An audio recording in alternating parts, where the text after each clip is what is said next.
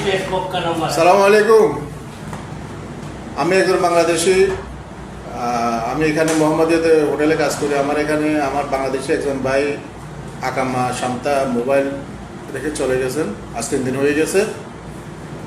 ভাইয়ের নাম ফারুক হোসেন, দেশের বাড়ি খাগড়াছড়ি, চট্টগ্রাম খাগড়াছড়ি। কোনো ভাই যদি তার সন্ধান পেয়ে থাকেন বা কেউ যদি তার নামের উপরে যদি কেউ জানেন বা কেউ তার পরিচিত কেউ থাকেন, তাহলে আমি এখন যে এর থেকে কথা বলতেছি, আমি এখানে মোহাম্মদিয়া কাজ করি। এই যে আমার হোটেলের লোগো এটা মোহাম্মদিয়া আরজাস, হোটেল আরজাস।